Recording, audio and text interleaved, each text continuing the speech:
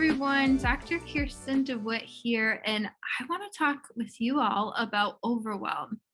And I want overwhelm to meet self-honesty. So we're going to talk about what that means today because this is a very particular aspect of overwhelm. I've talked about overwhelm in the past, but this is kind of one key component of overwhelm. So first, again, my name is Dr. Kierstin DeWitt. I am a licensed naturopathic doctor and acupuncturist, and I'm on a mission to really help make health and wellness more sustainable, more approachable, and to really help clear up some of the confusion that there can be in this in health and wellness. And today, like I said, we're going to be focusing on overwhelm.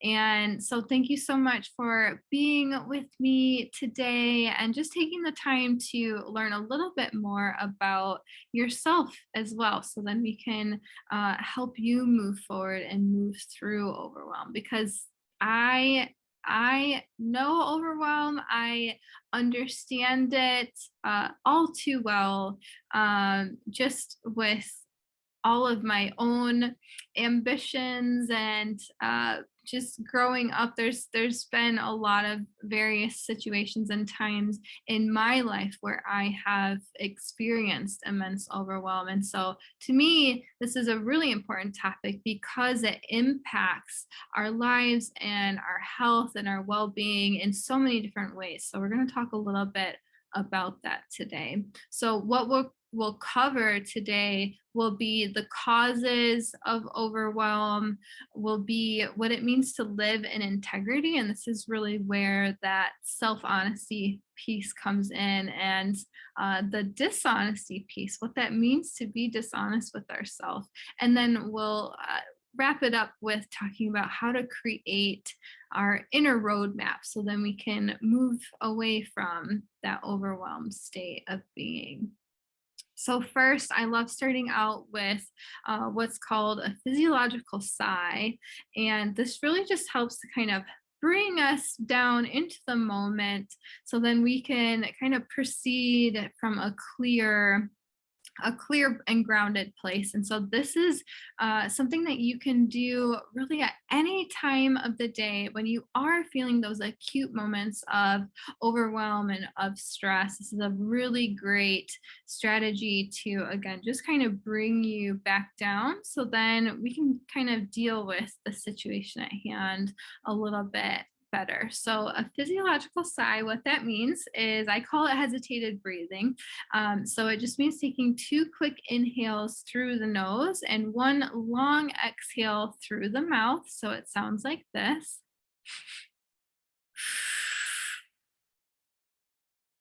We're just going to do that about 5 times. Okay. So again, 2 quick inhales through the nose, 1 long exhale through the mouth.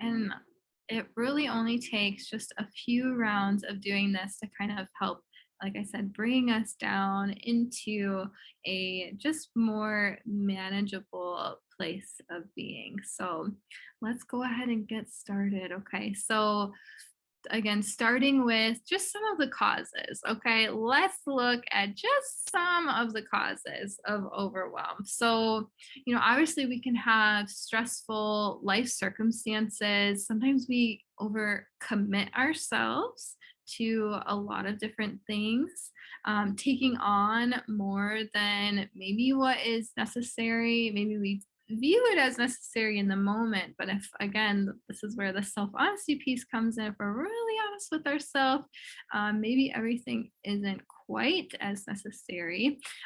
Lack of boundaries. So, not being able to say no, not being able to, remove ourselves like from work or from stressful situations, not being able to really have that communication with people who maybe themselves are kind of overwhelming to be around, not asking for help. Okay, this is playing into that, taking on more than what's necessary. How much of that can be delegated, right? So not asking for help, not speaking up, whether it's about needing help or just about how we're feeling, not checking in on ourselves. This is one that I think, if we can learn how to do this in the long run, which is literally just taking a pause. Sometimes I'll have people set reminders on their phones to every hour check in on themselves and just see how they're feeling in that moment. Am I holding my breath? Like, how am I feeling? Am I hydrated? Do I need to move my body? Do I need to take a couple of deep breaths? Do I need to eat something? Sometimes when we're in this overwhelmed state, we're not eating enough. All of these things, or maybe we're not eating nutritious food, right? So we're not nourishing our body. Trying to please others or trying to please everyone, right? This can really put us into an overwhelming state, and we feel like we're being helpful.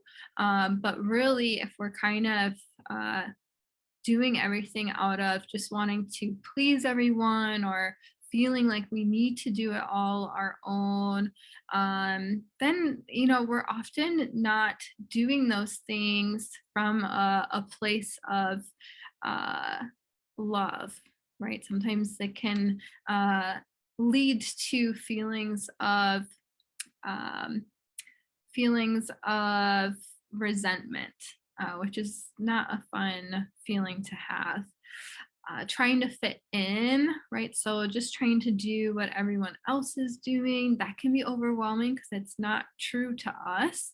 Doing what we think we should be doing, again, just hearing all of these different external influences telling us what we should be doing with our lives, with this moment, right? Like there's so many shoulds out there. So that can be overwhelming for sure.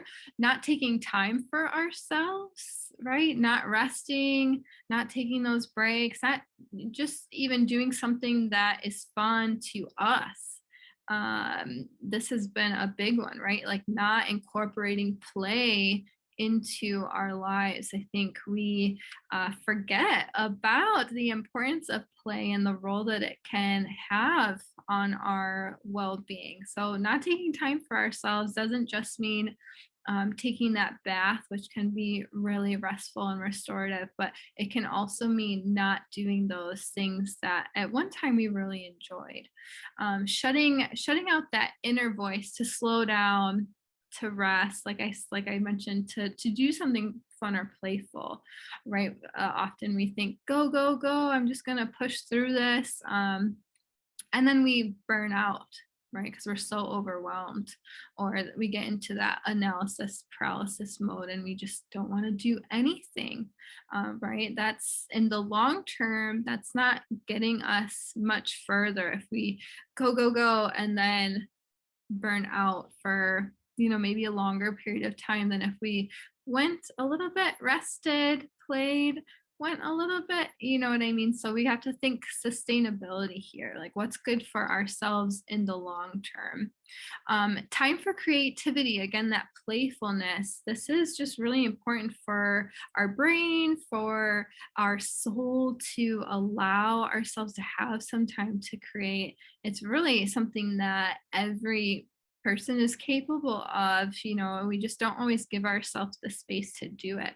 Comparing ourselves, this is a huge one again, and it plays into that shoulda, woulda, I should be doing this, or I should have this lifestyle or have this thing. And, that can be very overwhelming too.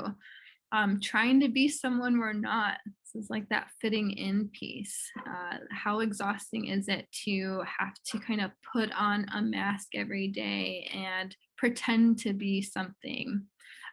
doing things that we don't want to do. This is, sometimes, of course, there are things in life that like they're responsibilities and we just have to do them, like washing the dishes. But we'll kind of talk about this. If our goal is to have a tidy place or a place that we feel good in, you know, then those things that we want are going to come with responsibilities. But if we know the why, then we'll be able to endure those things. So that's not what I mean when I say doing the things that we don't want to. What I mean is saying yes to like that people pleasing, saying yes to everything, even if it doesn't really move us in a direction towards what we want for ourselves, or moves us towards being true to what matters to us. So that's more of what I mean.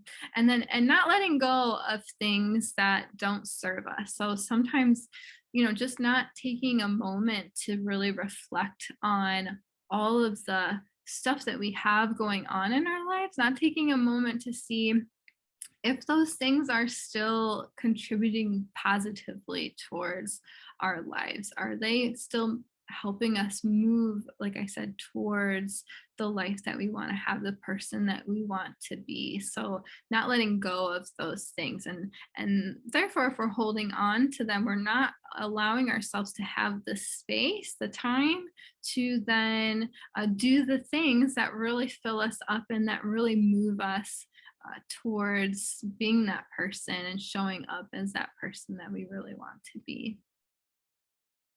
So it kind of just boils down to, again, not being true to ourselves and not being fully honest with ourselves about what we want, about what matters to us.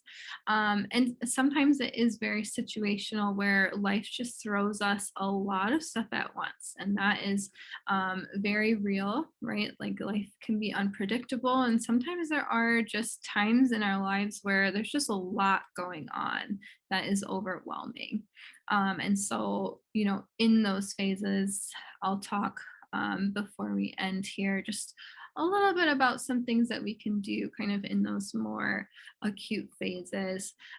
When we have too many decisions or like too many choices to make. And again, we'll talk a little bit about when we're getting really honest with ourselves.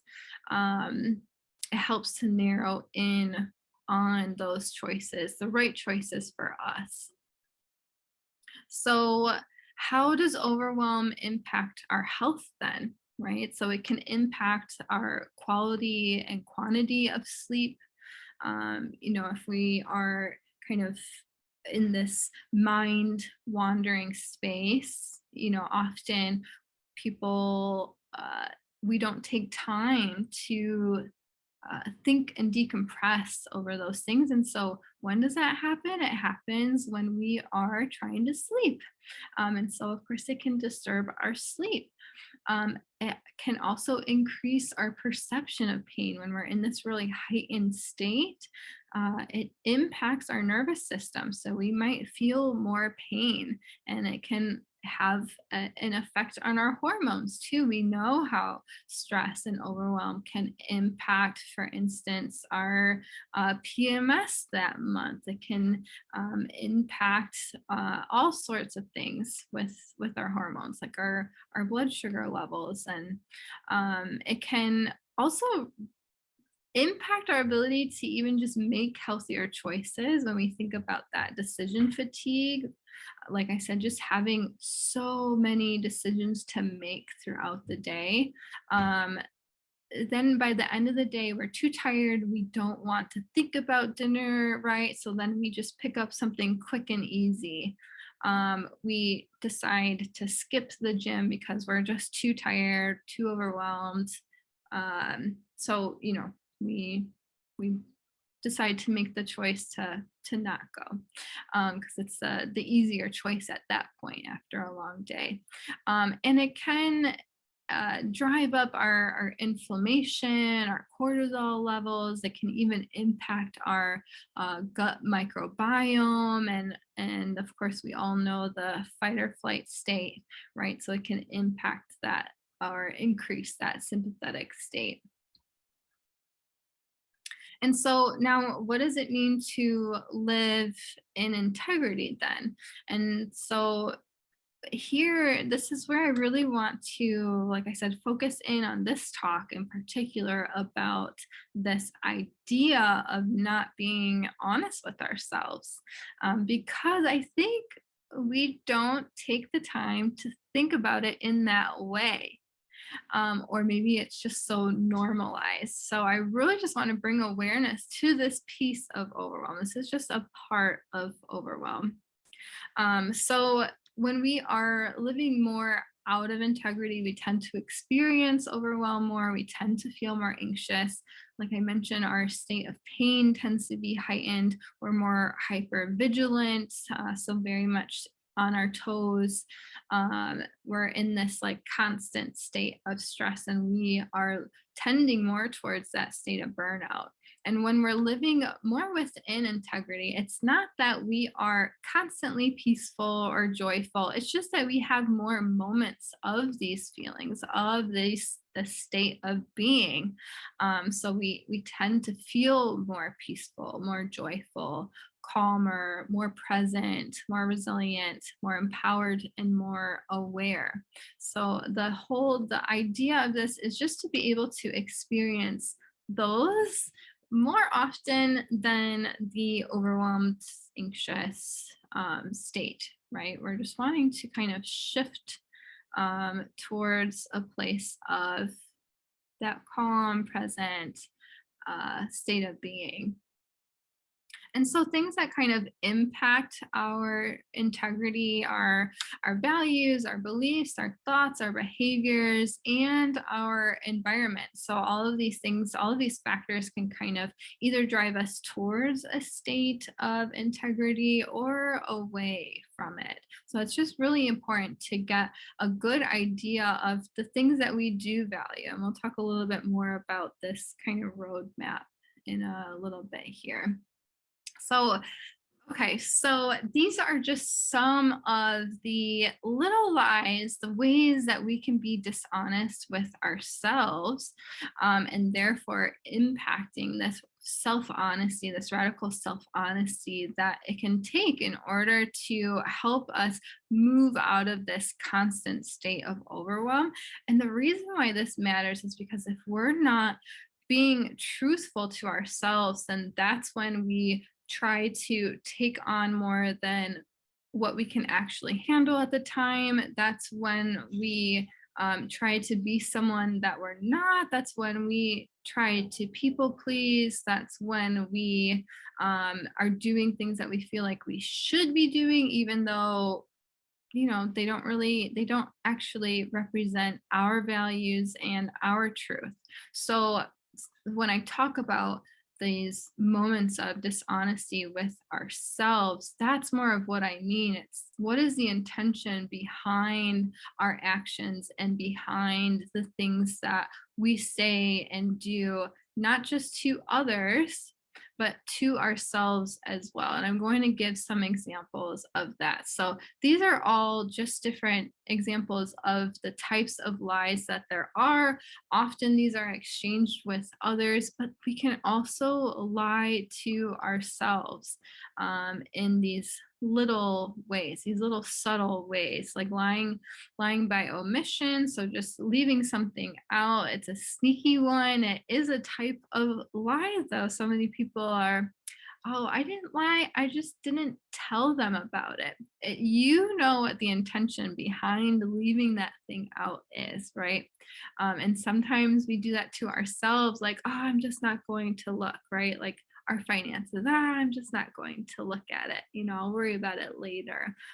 Or the ingredients on, a food that you're eating or whatever it is. Sometimes we can do that to ourselves. We omit information even from ourselves, lying by exaggeration or minimizing something. That's when we're saying, oh, it's not a big deal, or it was such a big deal. And these are things that we're also, when we're telling someone else that, we're also telling ourselves that. So we are telling ourselves, right, when we minimize a situation, not a big deal, right? So then we're telling ourselves, oh, that's not a big deal. So um, I guess I don't need to get help for that thing, right? So you can see how this also impacts ourselves. Even though we don't want to feel like maybe a burden to others, but we're also making ourselves feel that way. Misrepresenting a situation, sometimes that can be the exaggeration or minimizing, but we could also just be changing some of the details on what actually happened. Avoiding confrontation, of course, this can really impact our relationships if we're just kind of uh, not wanting to talk about something, not wanting to deal with something. But then on the flip side, what that does to us is we are kind of shoving things down and just holding it in. This is the like suppression mode. And, this can, of course, that's going to feel overwhelming. We're holding on to all of the same thing with the keeping secrets. Again, this idea of we're just kind of holding on to these things, and eventually that kettle's gonna blow, right?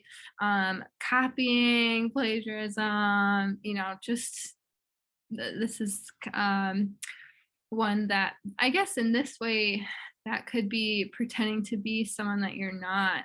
And again, that's stressful. Lying by denial, we can do this to ourselves and to others. If we're denying to ourselves, like, oh, that thing didn't matter, or I didn't do that, or I didn't eat that, I didn't, whatever, right? We're just kind of denying the truth, or even denying how we feel about something. These things can just pile up. And then, of course, there's just the straight up lying, the making things up, the fabrication.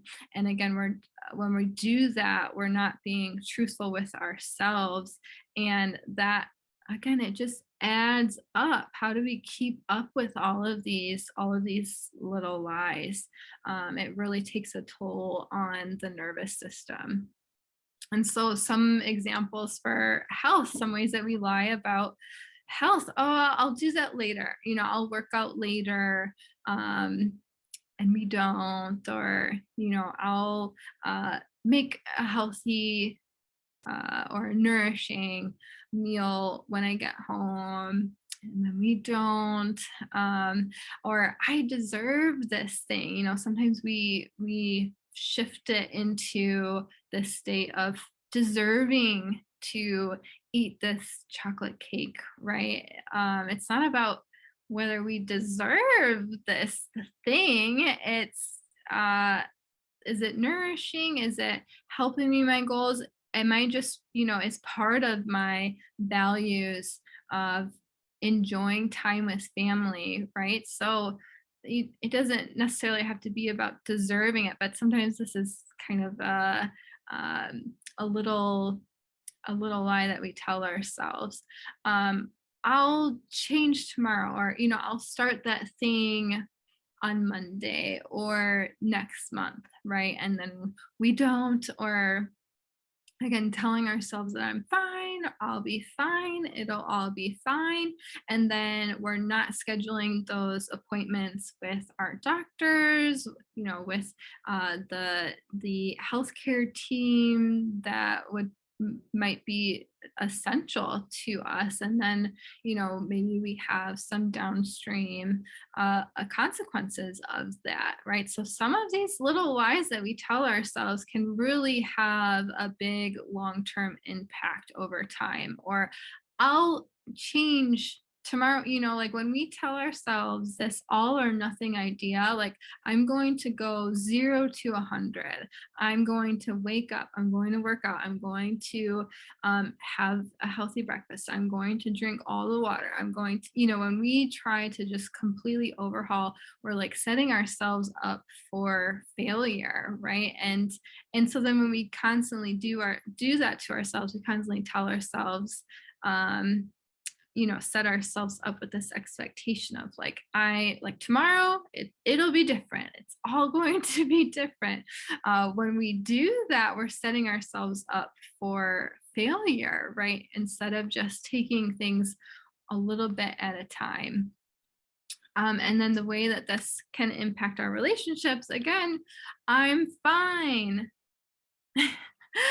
Is that honest? Are you really okay? How often when we say that, is it being honest? Is it being truthful? And so this is a way of avoiding that confrontation. And again, it adds up, it really boils up within us. And then it's even harder to have that conversation because now we have this long list of, this tally sheet of all of the things that we've just been holding in. So, not speaking up for ourselves, again, avoiding those conversations, keeping secrets, right? Literally lying in our relationships. All of these things impacts our ability to be true to ourselves too. So when we aren't honest with others, it also impacts the integrity with ourselves. With finances, right? This idea of I'm going to treat myself, even though I know that, that purchase or whatever, it may not be in alignment with my actual goal. Sometimes it is, and that's a completely different choice, right? When we do have the means to treat ourselves, I'll figure it out later, I'll look at it later, just put it on my tab.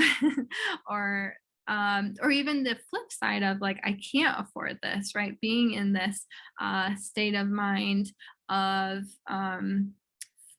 scarcity, right? If we grew up with not much money and then we're afraid to spend our money, sometimes that can hold us back from investing in ourselves and from treating ourselves. So there's, always these two sides to this.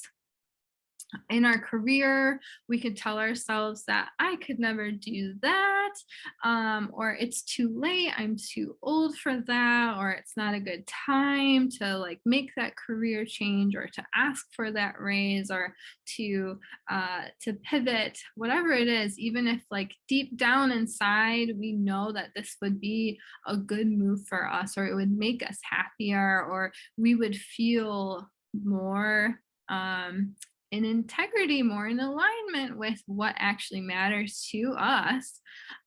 We tell ourselves all of these little lies that can keep us from doing the things that really would make us feel more true to ourselves.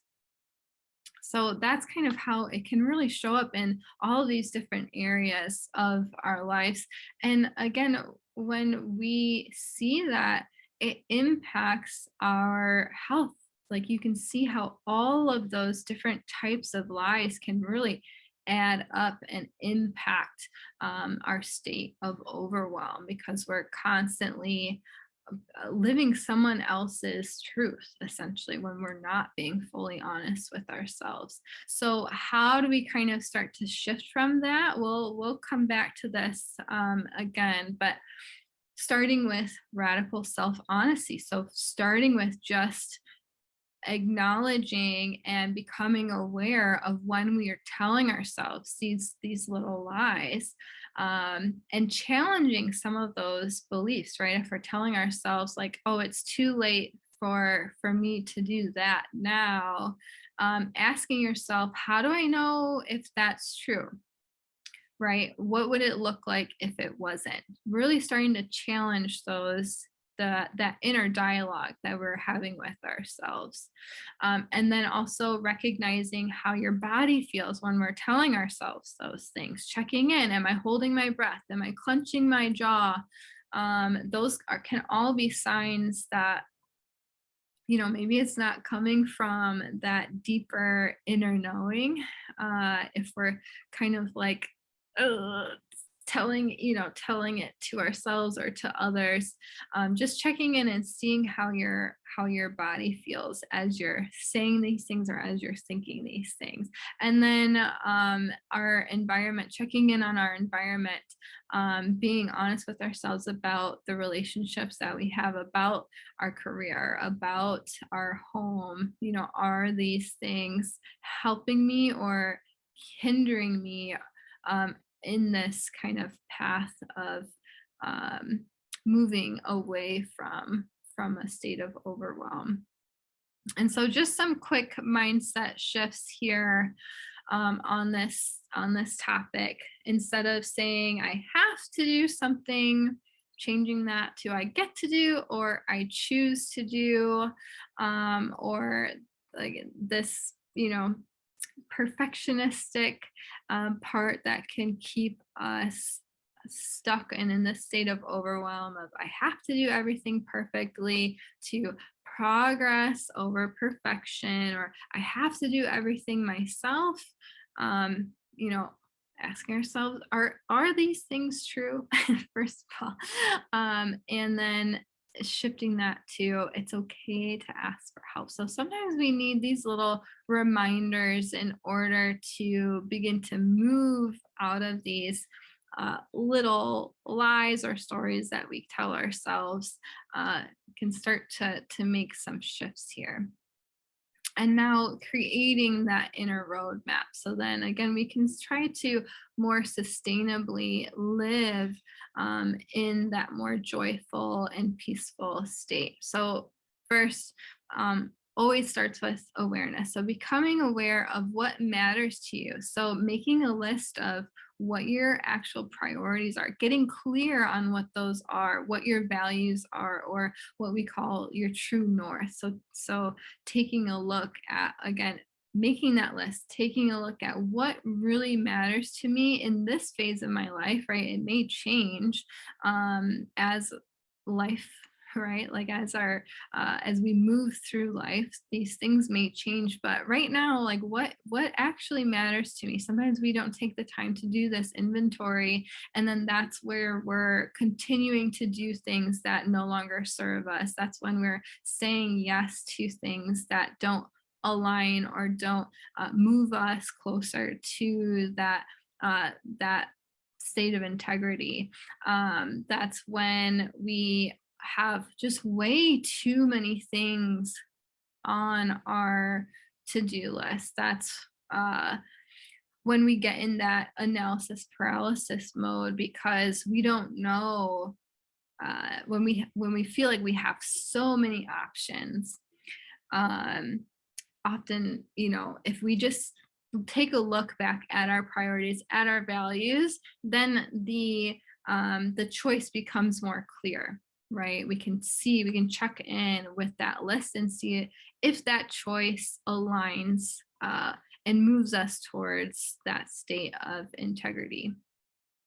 And then aligning our actions and our choices with those values. So, just like I said, when we're trying to make those decisions, once we have that clarity, then we can begin to um, ask ourselves if our choices are aligning with those values. And so when we do that, we're able to start to say no to things that don't line up, and that's automatically going to help us with that state of overwhelm, because we'll be focusing in on the things that really matter and being honest with ourselves about the things that don't. And we can make more time for those things that really align with us. And then creating a supportive environment. So again, taking a look at our home, our relationships, our career, our community, right? The people that we surround ourselves with. And so taking an honest look at those aspects of our lives and seeing if they are supporting us or not, right? What shifts do I need to make in my relationships and even in my home to help me align more with my values. So our home, for example, like I mentioned, that decision fatigue feeling. So if our home, say our value is health, and our home on the kitchen counter we have like chips out and cookies out and pop in the fridge and all of these things, but our one of our core values is health. And especially if we have a particular goal within that, then our home is maybe not supporting us to live in alignment with that value, right? Because we're going to be more tempted to want to consume these things um, instead of having water in the fridge, or just things that help move us towards that state of being, having those healthier options available to us.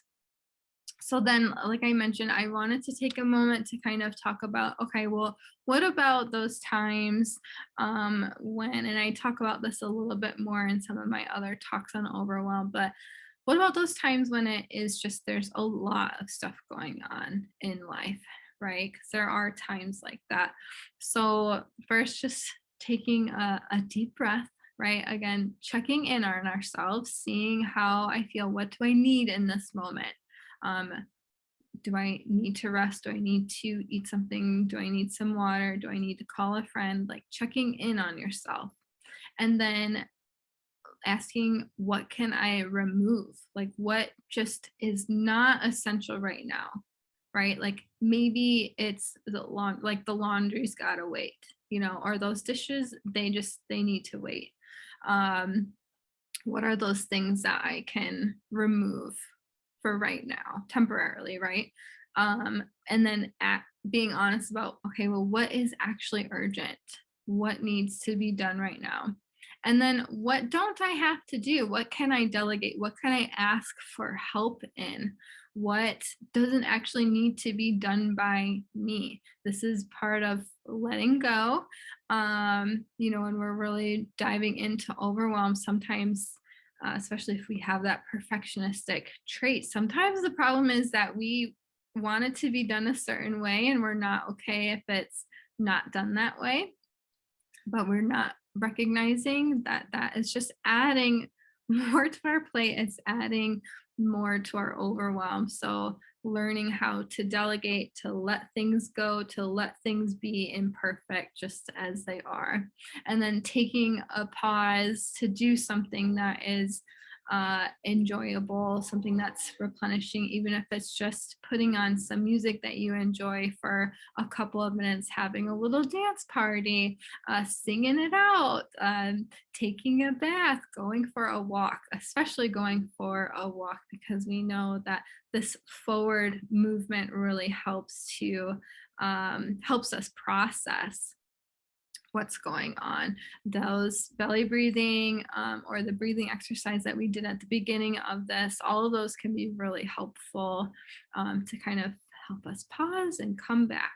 And then remind yourself of your why, or of those values, those things that really matter to us, because then that can help give you greater direction on, where do I start? What is priority here? So then, just kind of coming back to this, uh, how to really build that roadmap, how to really bring ourselves into that more uh, deep, radical place of self honesty. So, again, checking in on ourselves, challenging those thoughts, those little lies that we like to tell, challenging those, asking ourselves, are they true? How do I know that it's true? What if the opposite's true? And then checking in on how your body feels when you're saying and doing these things. Is it tense? Is it relaxed? Am I shallow breathing? Am I deep breathing? Am I clenching my jaw? And then checking in on our environment and just being honest about if your environment is supporting you or if it is hindering you. Okay, so I hope that this was helpful for you all. If you have any questions, we'll be doing the live Q&A, so be sure to bring your questions there. You can also email me at info.kierstindewitt@gmail.com, or you can Instagram me at Dr. Kierstin. Feel free to reach out. And if you want more guidance on how to help manage your overwhelm in particular, I do work with people one-on-one. So head over to drkierstin.com to get more information on how we can work together. And I offer a free discovery call so you can start there. You can bring your questions and see what working together looks like, and we'll dive in. Okay, thank you all. I'll see you at the live Q&A.